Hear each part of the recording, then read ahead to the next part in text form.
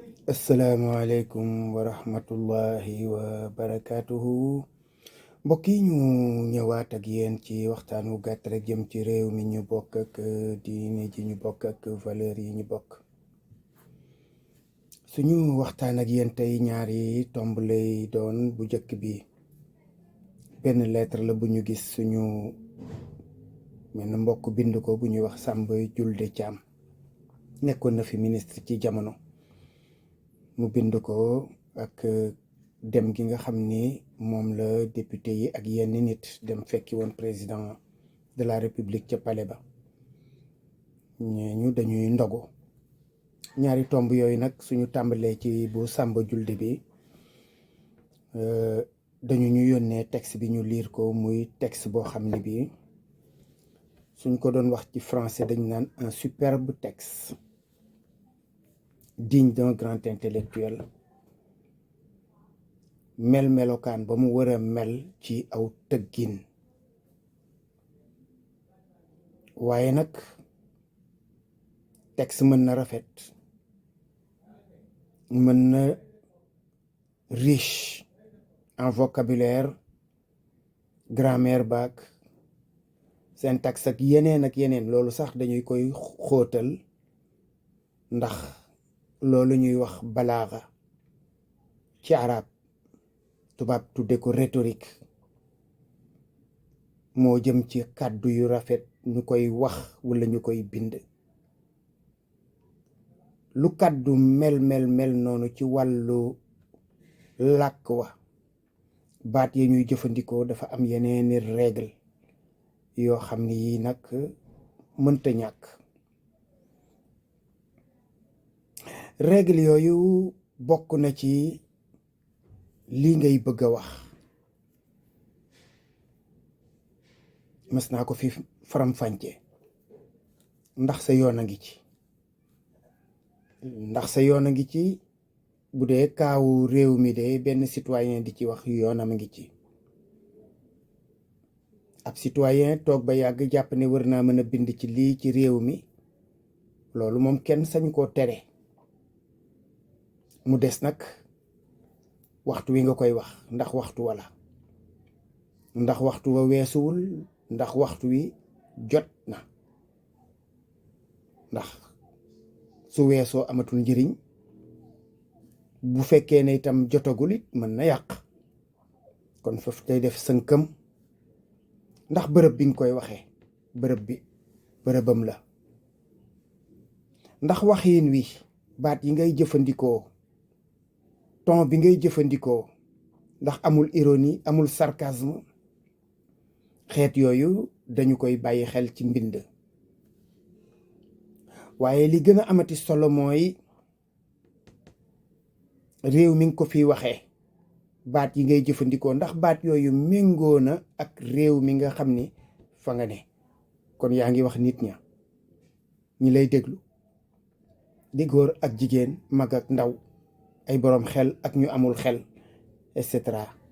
ñooñu ñëpp ku ci ne danga war a fexe ba wax jooju bu jibee nga jéem ko yóbbuwaale sa kemt lay kàttan. kon ñu dégg intellectuel bu wax, waaye intellectuel boo xam ne bii, ngeen baal ñu baat bi, dafa mel na dafa ñoxoon geenam at yi weesu yépp. ndax li xam ni moo xew ci réew mi 2021 2022 2023 ñun ñëpp am nañ ci part de responsabilité. waaye responsabilité yi dañoo gën a fese ci yenn nit ñi. ndax man mii di wax ak yéen am naa ci responsabilité, Ousmane Sonko am na ci responsabilité, Macky Sall am na ci responsabilité. waaye ñi fekke woon, moom Samba Julde nee na mi ngi wax ak président Diomaye comme nit kuy wax ak doomam, baay buy wax ak doomam. foofu lañ la gënoon a soxla ca jooja jamono. dëgg yàlla baay ñëw wax ak ay doomam ca jooja jamono, waaye wax ak ka nga xam ni nag xëy na bu dul sa doom it nga mag ko lool, muy Macky Sall. nga mag ko lool, mënoon a nekk ab doyen. waaye jooju jamono xëy na am nañu ko dégg, man dégguma ko woon, te foofu nag lañ leen soxlaa woon. waaye soxlawuñu leen bi ñu demee ba réew mi li fi jaar fi, li fi nekk ci ay jafe-jafe ñu dund ko, yéen ngeen nekkoon ci seen bopp toog ba tey jii wëlbatiku ngeen ne da ngeen di comme conseiller président Diomaye ci rapport yi mu war a am ak premier ministre am. yooyu yëpp daal jàpp naa ne njaxasaan la gën a nuru, ak rambaaj la gën a nuru, ak féewale la gën a nuru, te loolu amul njëriñ. ndax ñoom lii ma gis muy raam bu àggee ca ñag ba loxo dana dem gémmiñ. xaw ma lu mën a xew ak lu waay mën a gëm, waaye boobu diggante moom sama yaakaar bareetu ci. kon Samba Julde ak ñu mel na moom laa fi waxoon ci Mamadou Diop Decroix, ñoom dañ ñoo war a may rek, may leen ñu. ndax wax dëgg yàlla yéen moom seeni wax jarut sori bu ngeen bëggee nag respect. ndax gis ngeen commentaire u texte bi, en tout cas ca fa ma ko gis muy Facebook, defe naa fa laa ko liir, wala ci TikTok.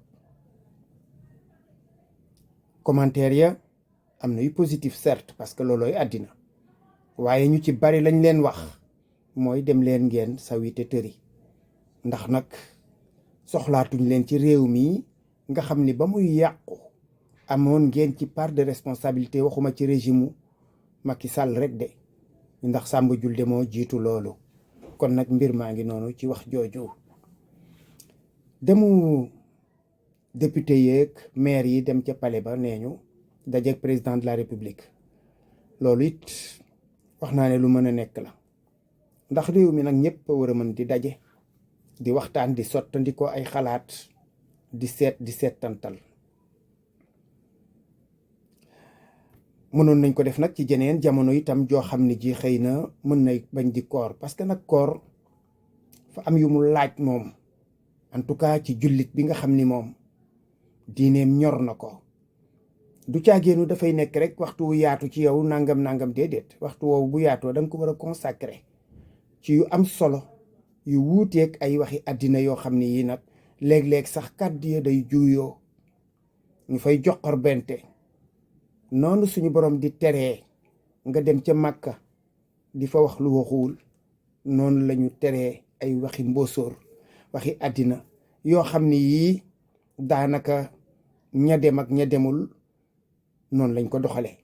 ndax ñàkk dem gi am na ñoo xam ne ñii nee nañu demuñu parce que wóoluwuñu ki nga xam ni moo leen woo. kon yooyu problème yu mënoon a ñàkk la ci biir koor gi moom, xeet yooyu ak façon yooyu nga xam ni moom la ñu jëflante. palais nag de la république moom pour gouverner la. palais pour gouverner la, pour jiite réew mi, waaye du pour woo say nit yi bopp, woo benn minorité, surtout nag ñoo xam ni sa parti lañu. te loolu dañ ko fee dénoncé ba tey ci jamonoy Ablaye Wade. koor la fi woowoon, nee na ay imaamam ak ay ulema xawma yu kenn xamul, woo leen fa di joxe xaalis ba la ca mujj ñun ñépp xam nañ ko, di xeeti ñaawteef yoo xam ni yi boo koy seet ba ci biir sa xel dafay teey. ndax nag loolu moo daan am ca jamono yi buur yu jëkk ya, di am ba agsi ci jamono yu mujj yi. ñun ñii ñu ko doon dénoncé, kon ñii bu ñu ñëwee bokk ci ñi daan coow ak di dénoncé, ñu xëy suba ñu ne wooneen leen ca pale ba ñu ngay ndogu ji, di yey tàndarma ka naani café ka comaytoo, pendant que réew mi askan wi ñoom nekk ci seeni jafe-jafe. nga xam ne léeg-léeg nga gis koo xam ne day xaar ci mbedd mi ñiy séddale ay ndogu pour mu mën caa mos, ŋàbbaale ca am mbuus yóbbuwul soxnaam ak i doomam. xam nga ne kooke lii ngeen di dajale ca pale ba di ko lekk ci aw ñaqam la bokk. kon waroon ngeen rus loolu itam, parce que tam daje ci bërëb di lekk ak naan, loolu dafa bokkul ci image yi nga xam ni daal woy nguur ñoom war nañ koy def. parce que du image yu rafet, dem na nag ba yàgg ba nga xam ne xëy na safeetul, waaye woy nguur waroon nañu seet leneen lu dul di daje di lekk ka tëgg ka fecc ak wala xeet yu mel noonu ci réew moo xam ne mii nit ñi dañoo ndóol goo xam ne gii tax na mënuñoo faju, lekkuñu, de amuñu lenn lu ñu mën a defal seen bopp wala seeni njaboot.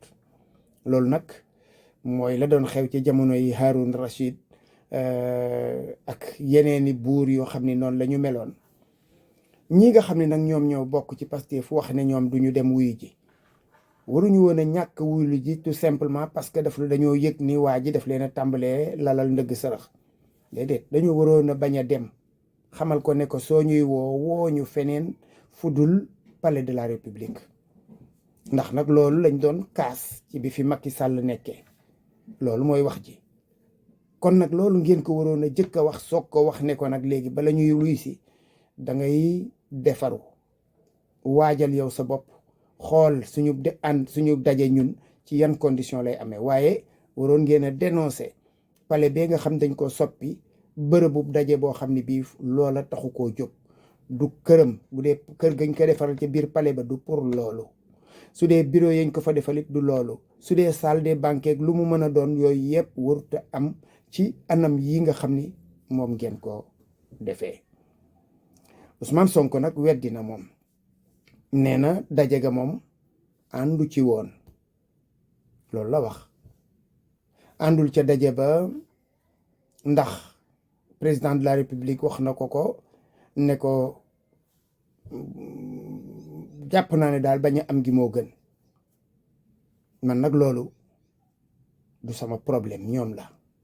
ndax man bokkuma ci parti ba, bokkuma ci coalition ya, bokkuma ca lenn loo xam ne lii daal am naa droit di ca wax war a nekk ga ak war a ñàkk nekk ga. li ma yitteel daal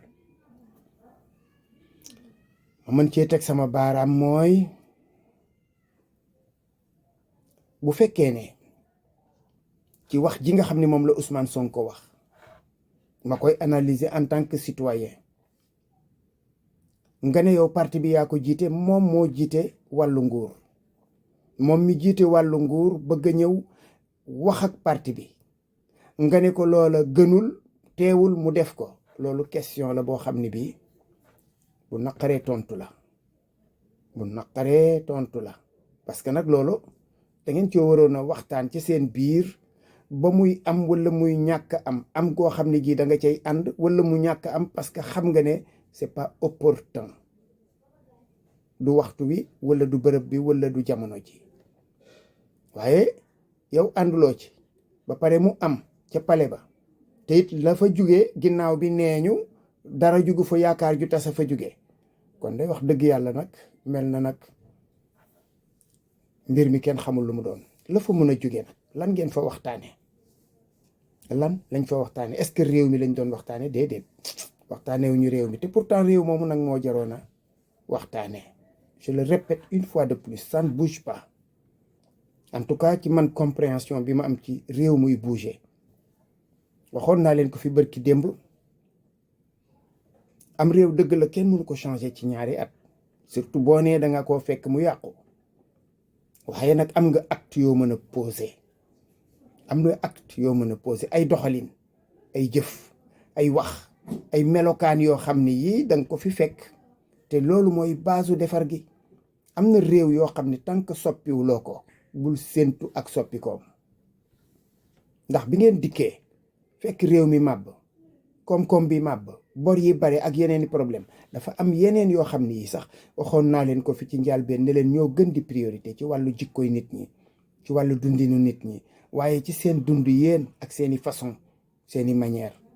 waaye mënu leen a dikk cim réew ne dafa màbb, jaxasoo, nekk ci situation yu compliqué, ba pare yéen bés bu ñu xëyee suba ngeen gën di am yaram, di gën di nàyyi, di lekk ka naan la leen gënal, di tëdd fa leen gënal, di dawal oto yi leen gënal, di tukki yi leen gënal, ba pare defal ko seeni jabar, defal ko seeni doom, defal ko seeni jegeñaale, ba ñuy génn ci internet bi di fontoo nit ñi ndax luy tàmbalee nuru ak beew. ba pare ngeen ne réew mi doxul. kon réew moomu ngeen waroon a waxtaane foofu.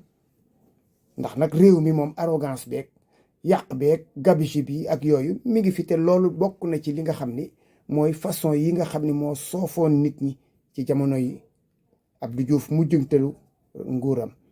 Ablaye Wade loolu it moo fa amoon. ñëw ci Macky Sall façon yooyu donc moom lañ doon jooy parce que am réew mënta soqaliku te yooyu jikko askan wi fexewuñu ba teqalikook yooyu jikko nag bu ngeen dikkee te fekk réew mi màbb au moins loolu mën ngeen ko mooy nit ñi delluwaat ku ne marqué le pas yëpp réglé ba xam ni citoyens yi dañuy xam ne cim réew la ñu nekk waaye ñun nekkuñu cim réew nous sommes dans une triste jungle lu neex waay def lu neex waay mel lu neex waay doxale alal ji kenn xamul nuñ koy lijjantee dégg nga yow li nga dénkaane da ngay gis ka nga ko dénk moom gën di naay yow ngay gën di ndool loolu it nag wax dëgg yàlla nag qui peut le plus peut le moins asalaamaaleykum wa rahmatullahi wa barakaatu.